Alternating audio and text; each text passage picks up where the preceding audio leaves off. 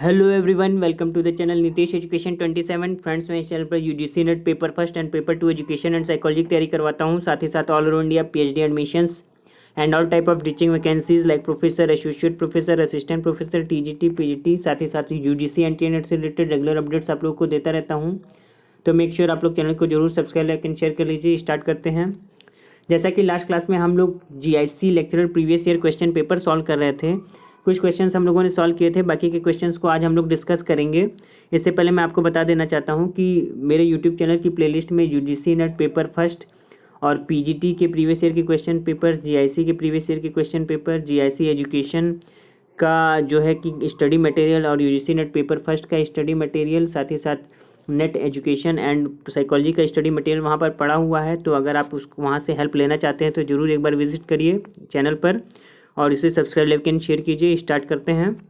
जैसा कि आपकी स्क्रीन पर क्वेश्चन दिख रहा है, क्वेश्चन नंबर 41, निम्नलिखित में से कौन प्रकृतिवादी था? तो ऑप्शन है आपका सुकरात, सेकंड ऑप्शन है बी हर्बर्ट, सी है हर्बर्ट स्पेंसर, डी है उपरोक्त सभी। तो देखिए, जो सुकरात थे वो आदर्शवादी प्रकृति के थे, आदर्शवाद में इनको रखा जाता है। यहाँ पर क्वेश्चन पूछा गया प्रकृतिवादी कौन है, तो प्रकृतिवादी की बात करें तो हर्बर्ट भी नहीं है, हर्बर्ट भी नहीं है। जो ऑप्शन नंबर सी है आपका सही answer, Herbert Spencer. Herbert Spencer जो है एक प्रकृतिवादी दार्शनिक थे।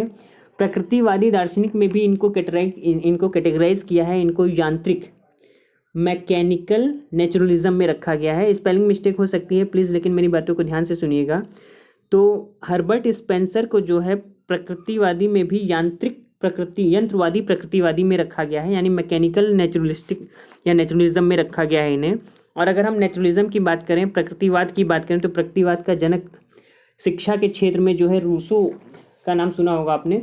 रूसो को माना जाता है प्रकृतिवाद का जनक, ठीक है। नेचुरलिज्म रूसो को जो है शिक्षा के क्षेत्र में प्रकृतिवाद को विकसित करने का श्रेय जाता है। प्रकृतिवाद आखिर होता क्या है? इंद्रियों के माध्यम से प्राप्त ज्ञान को ही हम वास्तविक ज्ञान मानते हैं, ऐसा प्रकृतिवाद कहता है।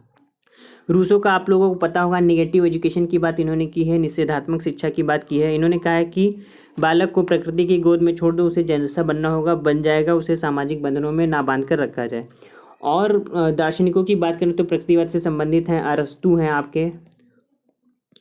हैं, कॉम्टे हैं। ध्यान से देखिएगा प्लीज़, स्पेलिंग मिस्टेक हो सकती है लेकिन ध्यान से सुनिएगा।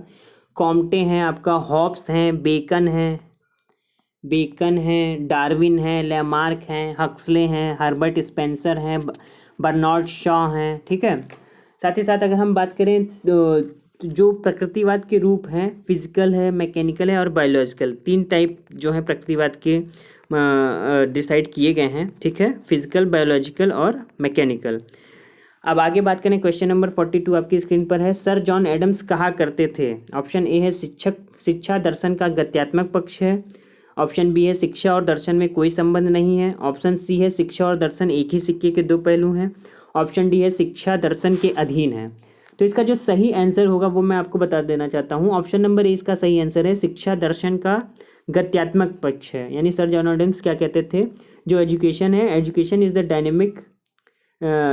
डायनेमिक पर्सपेक्टिव ऑफ फिलॉसफी, शिक्षा दर्शन का गत्यात्मक पक्ष है। नेक्स्ट क्वेश्चन है आपका 43, भारत में सामाजिक परिवर्तन के लिए सबसे बड़ी रुकावट है? ऑप्शन ए है शिक्षा, बी है निर्धनता, सी है धर्म, डी है जाति प्रथा।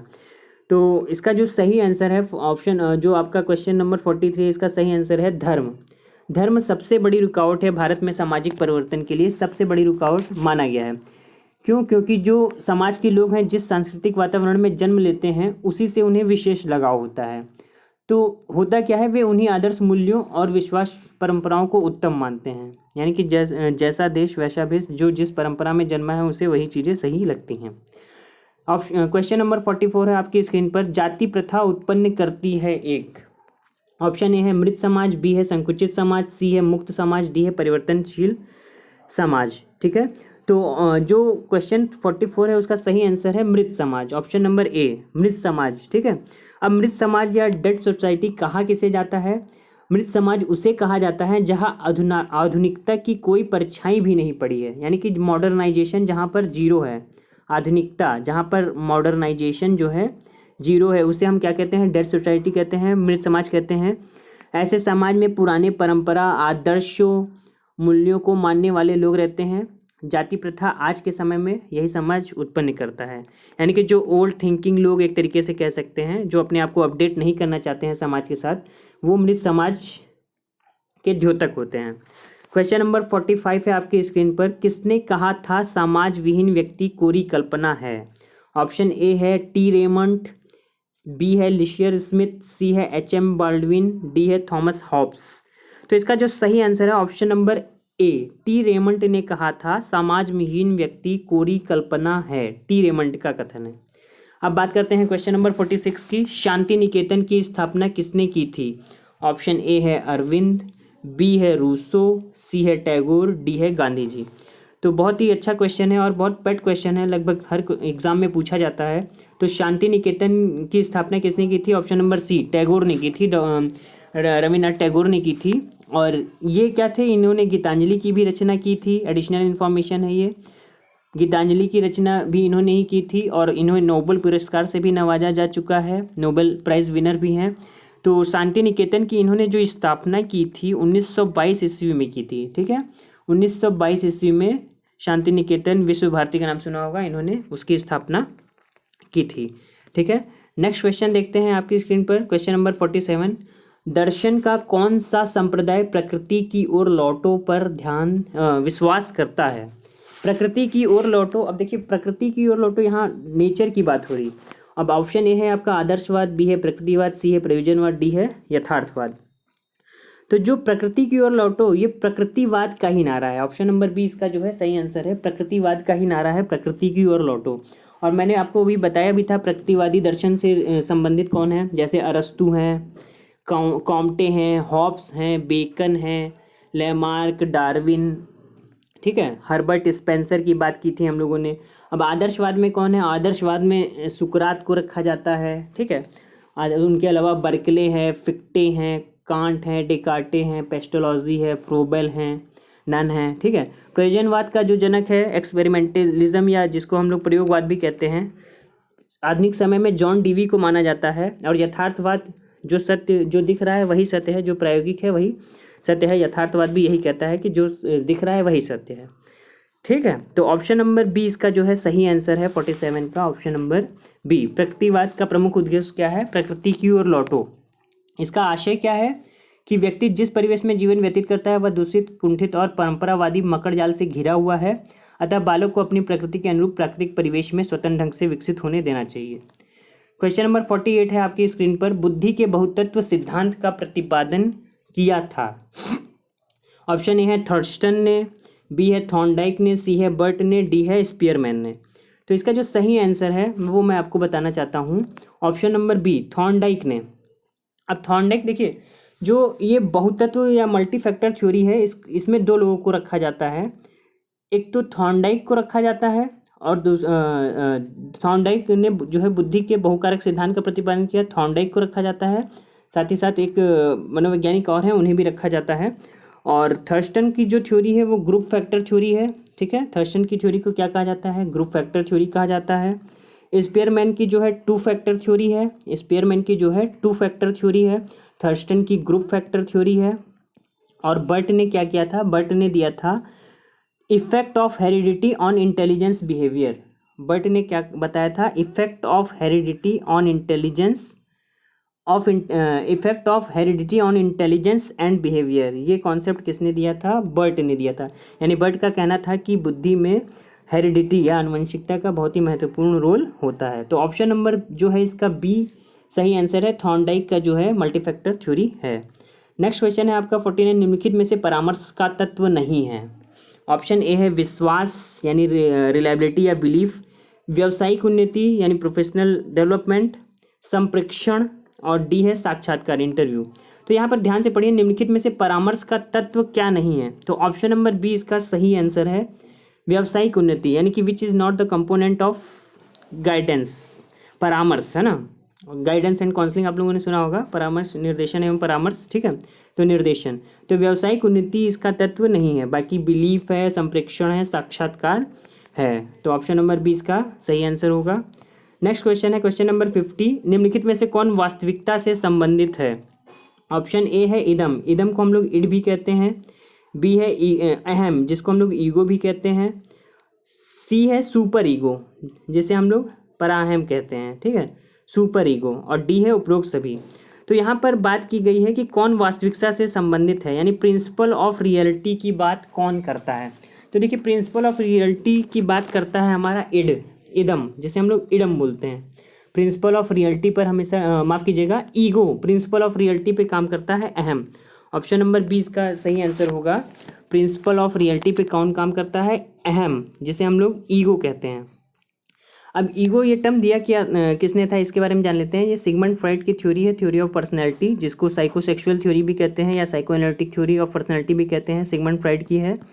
और इनकी थ्योरी को फर्स्ट फोर्स ऑफ साइकोलॉजी भी कहा जाता है। जो आपका इड है वो प्रिंसिपल ऑफ प्लीजर, यानी कि आनंद के सिद्धांत पे काम करता है। इड जो है आपका प्रिंसिपल ऑफ प्लीजर पे काम करता है। अहम जो है आपका रियलिटी पे काम करता है, प्रिंसिपल ऑफ रियलिटी पे। और पराअहम या सुपर ईगो जो है आपका प्रिंसिपल ऑफ मोरालिटी पे काम करता है। तो इसको ध्यान रखिएगा, सही ऑप्शन इसका ऑप्शन नंबर बी है, अहम इसका सही आंसर होगा, ठीक है। क्यों? क्योंकि अहम वास्तविकता से संबंध रखता है तथा व्यक्ति को वास्तविक परिस्थितियों के साथ तालमेल बैठाने के लिए प्रेरित करता है, ठीक। नेक्स्ट क्वेश्चन है आपका संस्कृति मुक्त बुद्धि परीक्षण, माफ कीजिएगा, रोशार्क शाही धब्बा परीक्षण है एक। रोशार्क इंक ब्लॉट टेस्ट, इसके बारे में सुनना होगा आप लोगों ने। तो ये क्या है? प्रक्षेपीय प्रविधि है, वस्तुनिष्ठ प्रविधि है, विषयनिष्ठ प्रविधि है, या उपरोक्त में से कोई नहीं। तो इसका जो सही आंसर होगा ये ऑप्शन नंबर ए, ये एक प्रोजेक्टिव टेक्निक है। रोशार्क इंक ब्लॉट टेस्ट जो है प्रोजेक्टिव टेक्निक है। इसे हरमन रोशार्क ने 1921 में दिया था। आपको एडिशनल इन्फॉर्मेशन ये बता देना चाहता हूँ, इसमें 10 कार्ड होते हैं, जिसमें से 5 कार्ड जो है टोटल ब्लैक एंड वाइट होते हैं और 5 कार्ड जो होते हैं कलरफुल होते हैं। ये सब्जेक्ट्स को दिखाया जाता है और कोई ना कोई कहानी या स्टोरी बताने को उससे रिलेटेड कहा जाता है। तो ऑप्शन नंबर ए जो है प्रक्षेपीय विधि, ये इसका सही आंसर होगा। अब नेक्स्ट क्वेश्चन है आपका संस्कृति मुक्त बुद्धि परीक्षण का निर्माण किया था, किसने किया था? ऑप्शन नंबर ए है आपका टर्मन ने, ऑप्शन नंबर बी है आपका कैटल ने, डी है आपका वेशलर्स ने, और एक इसमें ऑप्शन जो है छूट गया है, टर्मन, कैटल, डी, और एक ऑप्शन जो है आपका इसमें बिने होगा, ठीक है। ऑप्शन नंबर ए जो है बिने होगा, वो छूट गया है, माफ़ी चाहता हूँ इसके लिए, साइमन बिने। तो इसमें क्वेश्चन पूछा गया है कि संस्कृति मुक्त बुद्धि परीक्षण का निर्माण किया था, तो इसका जो सही आंसर है कैटल है। ऑप्शन नंबर सी इसका जो है सही आंसर है कैटल। रेमंड कैटल सुना होगा, आरबी कैटल का नाम। इन्होंने जो है कल्चर फ्री इंटेलिजेंस टेस्ट का निर्माण किया था। कब किया था? 1940 में। एडिशनल इन्फॉर्मेशन ये है, शुरुआत में इसका नाम कल्चर फ्री इंटेलिजेंस टेस्ट था, बाद में इसका नाम रख दिया गया कल्चर फेयर इंटेलिजेंस टेस्ट, और अब आधुनिक मनोवैज्ञानिक इसे बुलाते हैं कल्चरल रिड्यूस्ड इंटेलिजेंस टेस्ट, ठीक है। तो इस चीज़ का ध्यान रखिएगा, ये एडिशनल इन्फॉर्मेशन थी। साथ ही साथ अगर हम बात करें तो टर्मन का क्या योगदान है, तो टर्मन के बारे में आप लोगों ने सुना होगा। टर्मन ने सर्वप्रथम बुद्धि के संचालन की विधि यह बताई थी, यानी बुद्धि का फलांकन आईक्यू की गणना द्वारा करना चाहिए। यानी टर्मन ने क्या कहा था, आईक्यू का कॉन्सेप्ट कौन लाया था? टर्मन ने। हालांकि इसका आइडिया 1912 में स्टर्न दे चुके थे। वेशलर्स की बात करें तो वेशलर्स ने वेस स्केल बनाया था, वेशलर्स एडल्ट इंटेलिजेंस स्केल 1939 में, ठीक है। और साइमन बिने की बात करें तो इन्होंने सबसे पहला बुद्धि परीक्षण का निर्माण किया था 1905 ईस्वी में, ठीक। नेक्स्ट क्वेश्चन आपकी स्क्रीन पर है, ग्लेसर के बुनियादी शिक्षण प्रतिमान में कुल अवयव हैं, कितने हैं? ऑप्शन ए है 2, बी है 3, सी है 4, डी है 5। तो इसका जो सही आंसर है ऑप्शन नंबर सी इसका सही आंसर है। टोटल 4 कंपोनेंट हैं ग्लेसर के मॉडल में, ठीक है। अब कौन कौन से हैं इसको देख लेते हैं। तो आपकी स्क्रीन पर दिख रहा है ग्लेसर्स मॉडल। ग्लेसर्स का जो मॉडल है उसको किस नाम से जाना जाता है? बेसिक टीचिंग मॉडल के नाम से जाना जाता है। रॉबर्ट ग्लेजर ने 1962 में इसको दिया था। इन्होंने जो 4 कंपोनेंट बताए, सबसे पहला क्या होता है? इंस्ट्रक्शनल ऑब्जेक्टिव, ठीक है, यानी फिर उसके बाद सेकंड है एंटरिंग बिहेवियर, फिर है इंस्ट्रक्शनल प्रोसीजर, और उसके बाद है आपका नेक्स्ट परफॉर्मेंस असेसमेंट। और इन सबको कनेक्ट किया गया है, देखिए आपको स्क्रीन पर दिख रहा होगा फीडबैक, यानी फीडबैक जो है हर एक पॉइंट पर यहाँ लिया जाता है स्टूडेंट का, ठीक है। यानी entering behaviour, instructional objective, instructional procedure और परफॉर्मेंस असेसमेंट, या हम इसको कह सकते हैं टर्मिनल बिहेवियर भी कह सकते हैं। ये सारी चीज़ें आपस में इंटरकनेक्टेड हैं फीडबैक लूप के द्वारा। ठीक है, यहाँ से बालक का जो है टर्मिनल बिहेव चेक किया जाता है, अगर कोई कमी है तो फिर से इसको यही प्रोसेस बार बार ये साइकिल चलती रहती है। तो रॉबर्ट ग्लेसर का ये बेसिक टीचिंग मॉडल है, बहुत ही इंपॉर्टेंट मॉडल है। हाँ, शिक्षा के क्षेत्र में बहुत प्रयोग किया जाता है इसे। ठीक है, नेक्स्ट क्वेश्चन की बात करें तो नेक्स्ट क्वेश्चन है आपका, यानी इसका जो सही आंसर है ऑप्शन नंबर सी जो है इसका सही आंसर है। 4 कंपोनेंट ग्लेसर के मॉडल में हैं। नेक्स्ट है आपका क्वेश्चन, संस्थागत नियोजन में आवश्यक है। संस्थागत नियोजन में क्या आवश्यक है? ऑप्शन नंबर ए है आपका संसद की स्वीकृति, बी है राज्य सरकार की सहायता, सी है प्रचुर धन, डी है संसाधनों का उचित उपयोग। तो इसका जो सही आंसर है संस्थागत नियोजन यानी इंस्टीट्यूशनल प्लानिंग की बात कर रहे हैं यहाँ पर, तो ऑप्शन नंबर डी संसाधनों का उचित उपयोग यानी अप्रोप्रिएट यूजेस ऑफ रिसोर्सेज, ये जो है बहुत ही इम्पॉर्टेंट है किसी भी इंस्टीट्यूशनल प्लानिंग के लिए, किसी भी प्लानिंग के लिए। तो संस्थागत नियोजन की सबसे महत्वपूर्ण शर्त यह होती है कि वह संसाधनों का उचित उपयोग करे, तब कोई संस्था अपने लक्ष्य को अचीव कर पाएगी, अपने गोल को अचीव कर पाएगी। नेक्स्ट क्वेश्चन है आपका, मुक्त विश्वविद्यालय की स्थापना सर्वप्रथम किस देश में हुई थी? मोस्ट कॉमन और बहुत ही इंपॉर्टेंट क्वेश्चन है जो कि हमेशा पूछा जाता है। ऑप्शन ए है यूएसए यानी अमेरिका, बी है भारत, सी है ऑस्ट्रेलिया, डी है यूके। तो देखिए मुक्त विश्वविद्यालय की स्थापना सर्वप्रथम किस देश की बात हो रही है? तो अगर देश के रिस्पेक्ट में बात करेंगे तो यूनाइटेड किंगडम में सबसे पहले स्थापित हुआ था विश्व का सर्वप्रथम मुक्त विश्वविद्यालय। इसके बारे में एडिशनल इन्फॉर्मेशन आपको देना चाहता हूँ। ये कब इस्टेब्लिश हुआ था? 19वीं शताब्दी में, लगभग 1969 के आसपास। जो एक जगह है मिल्टन केन्स नाम है इसका, प्रोनाउंसिएशन मिस्टेक हो सकती है, प्लीज़ मैं स्पेलिंग लिख दे रहा हूँ, इसको देख लीजिए। मिल्टन केन्स एक जगह है, वहाँ पर जो है इस्टेब्लिश किया गया था यूके में। मुक्त विश्वविद्यालय की स्थापना सर्वप्रथम यूके में हुआ। ठीक है, और 4 लोगों ने मिलकर इसका स्थापना में महत्वपूर्ण योगदान दिया था। सबसे पहला है हैरोल्ड विल्सन, फिर उसके बाद जेनी ली हैं, यानी हैरोल्ड विल्सन, जेनी ली और वॉल्टर पेरी और पीटर वेनेबल्स, इन चारों ने मिलकर जो है मुक्त विश्वविद्यालय को सर्वप्रथम स्थापित किया था। अब अगर एडिशनल इन्फॉर्मेशन की बात करें इंडिया के रिस्पेक्ट में, तो भारत में सबसे पहला मुक्त विश्वविद्यालय कौन सा है? Doctor Bhimrao Ambedkar, doctor BR Ambedkar open university, जो कि हैदराबाद में इस्टेब्लिश हुई थी, ध्यान से सुनिएगा, हैदराबाद में, और 26 अगस्त 1982 को इस्टेब्लिश की गई थी। 26 अगस्त 1982 को इस्टेब्लिश की गई थी हैदराबाद में। ठीक है, वैसे बहुत से लोग कंफ्यूज हो जाते हैं, इग्नू पर सही टिक लगा के आ जाते हैं, लेकिन इग्नू जो है केंद्रीय मुक्त विश्वविद्यालय है। यहाँ पर सबसे पहले विश्वविद्यालय की बात हो रही है जो कि हैदराबाद में doctor Bhimrao Ambedkar open university कब हुई थी? 26 अगस्त 1982 को। तो इसका ध्यान रखिएगा, काफ़ी मिस्टेक हो जाती है। नेक्स्ट क्वेश्चन है आपका, COL का पूरा रूप है। ऑप्शन ए है कोर ऑफ लर्निंग, बी है कॉमनवेल्थ ऑफ लर्निंग, सी है सेंटर ऑफ लर्निंग, डी है सेंटर फॉर ओपन लर्निंग। तो इसका जो सही आंसर है Commonwealth of Learning, option number B इसका सही आंसर है, कॉमनवेल्थ ऑफ लर्निंग। ठीक है, अब इसके जो एडिशनल इन्फॉर्मेशन है वो देख लेते हैं कॉमनवेल्थ ऑफ लर्निंग के बारे में। तो देखिए कॉमनवेल्थ ऑफ लर्निंग है क्या? आपने सुना होगा कुछ कॉमनवेल्थ कंट्रीज़ थी, तो उन्हीं के द्वारा ये बनाया गया था, कॉमनवेल्थ ऑफ लर्निंग का कॉन्सेप्ट लाया गया था। देखिए जैसा कि स्क्रीन पर दिख रहा है, Commonwealth of learning was establish through a memorandum of understanding between governments of Commonwealth countries in the year 1988। सबसे पहले अगर बात की जाए COL आया कब था, तो इन द ईयर 1988। किन्होंने बनाया था? कॉमनवेल्थ कंट्रीज ने। The Commonwealth of Learning is an inter governmental organisation created by Commonwealth heads of government in to encourage the development and sharing of open learning, distance education, knowledge resources, technologies. यानी कि open learning, distance education के माध्यम से प्रत्येक country के बीच में एक MOU हुआ था 1988 में कि इसका उद्देश्य क्या था? Helping developing nations to improve access, quality education and training. यानी कि क्वालिटी एजुकेशन को डेवलप करने के लिए, ट्रेनिंग को डेवलप करने के लिए, एजुकेशन के फील्ड में डेवलपिंग के लिए सभी कंट्रीज़ एक साथ आई थी। अब अगर हेडक्वार्टर की बात करें तो इसका हेडक्वार्टर कहाँ है? मोस्ट इंपॉर्टेंट एडिशनल इन्फॉर्मेशन है वैंकूवर, कनाडा। वैंकूवर जो पड़ता है कनाडा में पड़ता है, इसका हेडक्वार्टर वहाँ पर है। Is the world's only inter governmental organisation dedicated to solely to promoting and delivering distance education and open learning. ठीक है, नेक्स्ट क्वेश्चन है आपका, क्वेश्चन नेक्स्ट क्वेश्चन है आपका, अनुदेशनात्मक प्रारूप का मुख्य उपागम है प्रणाली विश्लेषण, यानी कि अनुदेशनात्मक प्रारूप का मतलब इंस्ट्रक्शनल फॉर्मेट। ऑप्शन ए है प्रणाली विश्लेषण यानी सिस्टम एनालिसिस, बी है प्रशिक्षण मनोविज्ञान यानी ट्रेनिंग साइकोलॉजी, सी है साइबरनेटिक और डी है इनमें से सभी। तो इसका जो सही आंसर है ऑप्शन नंबर डी इसका सही आंसर है, इनमें से सभी। ठीक है, इनमें से सभी जो हैं इसके उपागम है किसके, अनुदेशनात्मक प्रारूप के मुख्य उपागम इनमें से सभी हैं। नेक्स्ट क्वेश्चन है आपका, निम्नलिखित में से कौन सा गैर संभाव्यता प्रतिदर्श है।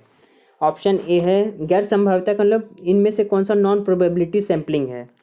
तो ऑप्शन ए है सिंपल रैंडम सैम्पलिंग, बी है परपजिव सैम्पलिंग या कन्वीनियंस सैम्पलिंग भी कह सकते हैं, सी है व्यवस्थित और डी है स्ट्रेटिफाइड सैम्पलिंग। तो देखिए जो प्रोबेबिलिटी सैम्पलिंग होती है वो उसमें क्या होता है, इक्वल चांस ऑफ सिलेक्शन और रिजेक्शन होते हैं, इंडिपेंडेंसी होती है और फ्रीडम होता है। लेकिन यहाँ पर नॉन प्रोबेबिलिटी सैम्पलिंग की बात कर रहे हैं तो जो सामान्य यादृच्छिक है ये बिल्कुल नहीं होगा, व्यवस्थित भी नहीं होगा और स्ट्रेटिफाइड रैंडम सैम्पलिंग भी नहीं होगा। क्यों? क्योंकि ये प्रोबेबिलिटी सैम्पलिंग के एग्जाम्पल हैं। इसका जो सही आंसर है उद्देश्यपूर्ण सैम्पलिंग या पर्पजिव सैम्पलिंग जिसे हम लोग कहते हैं वो नॉन प्रोबेबिलिटी सैम्पलिंग की कैटेगरी में रखा जाता है, यानी ऑप्शन नंबर जो है बी इसका सही आंसर है। यानी कि उद्देश्यपूर्ण प्रतिदर्श क्या होता है, नॉन प्रोबेबिलिटी सैम्पलिंग है जिसमें किसी को शामिल होने की कोई प्रायिकता नहीं होती। ठीक है, नेक्स्ट क्वेश्चन है आपका 59, केंद्रीय प्रवृत्ति का सर्वाधिक संवेदनशील मान है, यानी most accurate result measurement of central tendency में कौन देता है। मध्यमान देता है, यानी कि मध्यमान मीडियन है आपका, मध्यमान का मतलब क्या होता है, मीडियन होता है। मध्यांक यानी कि मोड, माफ़ कीजिएगा, मध्यमान यानी कि मीन। ठीक है, मीन को हम लोग मध्यमान कहते हैं, मध्यांक हम लोग कहते हैं मीडियन को, और बहुलांक कहते हैं मोड को, और प्रसार कहते हैं रेंज को। तो इसमें पूछा है केंद्रीय प्रवृत्ति का सर्वाधिक संवेदनशील मान है। तो सर्वाधिक संवेदनशील जो मान होता है केंद्रीय प्रवृत्ति का वो मध्य मान होता है, मीन होता है, मीन एवरेज मीन भी जिसे हम कहते हैं, और यही बहुत ही एक्यूरेट रिजल्ट देता है। ठीक है, बहुत एक्यूरेट। अगर एनपीसी की बात करें तो नॉर्मल प्रोबेबिलिटी कर्व में जो 66% केसेस जो लाई करते हैं जीरो लेवल पे, यहाँ से ये जो 68.26% केसेस होते हैं उसका जो एक्यूरेट रिजल्ट है वो कौन देता है, वो मध्यमान मीन देता है हमारा। ठीक है, तो ऑप्शन नंबर ए इसका जो है सही आंसर होगा मध्यमान। नेक्स्ट क्वेश्चन है आपका, निम्नलिखित में से कौन सा गुणात्मक अध्ययन से संबंधित है, यानी क्वालिटेटिव स्टडी से संबंधित कौन है। कंपैरिजन करना, भविष्य कथन यानी प्रेडिक्शन करना, या कंजक्चर, सहसंबंध यानी कोरिलेशन, और डी है डिस्कवर करना। ठीक है, तो क्वालिटेटिव की बात हो रही है तो गुणात्मक अध्ययन से संबंधित है, तो सहसंबंध देखिए, कोरिलेशन क्या है, स्टेटिस्टिकल है, खोज करना डिस्कवरी भी क्या है, साइंटिफिक पॉइंट ऑफ व्यू है, और भविष्य कथन भी साइंटिफिक पॉइंट ऑफ व्यू से है। लेकिन गुणात्मक अध्ययन जो है तुलना करना, कंपैरिजन। गुणात्मक का मतलब ही क्या हुआ, जब हम तुलना करते हैं तो तुलना का मतलब ही क्या हुआ, हम किसी न किसी की क्वालिटी के बेस पर ही तो उसे आप तुलना कर रहे हैं। इसके जो एट्रीब्यूट्स हैं ग्रुप 1 के और ग्रुप 2 के जो एट्रीब्यूट्स हैं उसका जब आप कंपेयर करते हैं तो किस बेस पे करते हैं, वो क्वालिटी के बेस पे करते हैं। तो जो क्वालिटेटिव स्टडी है वो ऑप्शन नंबर ए इसका सही है, तुलना करना। तुलना करना जो है इसका सही आंसर होगा। तुलना ही क्या है, एक गुणात्मक अध्ययन है। क्वेश्चन नेक्स्ट है आपका 61, समस्या के समाधान हेतु एक प्रस्तावित हल के रूप में परिकल्पना को परिभाषित किया जा सकता है, यह कथन किसका है। ऑप्शन ए है मैकग्विन का, बी है कर्लिंगर का, सी है एडवर्ड्स का, डी है टाउनसेंड का। तो इसका जो सही आंसर है मैकग्विन। ठीक है, ऑप्शन नंबर ए इसका सही आंसर है। यानी कि एफजे मैकग्विन ने परिकल्पना के अर्थ को स्पष्ट करते हुए क्या कहा कि परिकल्पना या हाइपोथेसिस के दो या दो से अधिक चरों के बीच संभावित संबंध का एक परीक्षणीय कथन है। ठीक है, यानी कि हाइपोथेसिस क्या है, the testable statement between the two variables, the testable statement between two variables is known as hypothesis, McGuigan. Next question है आपका, अधिगम के प्रकृति का आकलन करने के लिए किस प्रकार के मूल्यांकन को प्रयोग में लाया जाता है। स्थानन यानी पोजिशनल, बी ऑप्शन है आपका, बी है नैदानिक यानी डायग्नोस्टिक, सी है संरचनात्मक यानी फॉर्मेटिव, और डी है समेटिव संकलनात्मक, समेटिव, सी है फॉर्मेटिव, बी है डायग्नोस्टिक, ए है स्थानम। तो इसका जो अधिगम के प्रकृति का आकलन करने के लिए किस प्रकार का मूल्यांकन प्रयोग किया जाता है, यानी जब फाइनल असेसमेंट हम लोग करते हैं बालकों का, तो संकलनात्मक, ऑप्शन नंबर डी इसका सही आंसर होगा। योगात्मक मूल्यांकन या संकलनात्मक मूल्यांकन या फिर समेटिव जिसको हम कहते हैं वो, ऑप्शन और नंबर डी इसका सही आंसर है।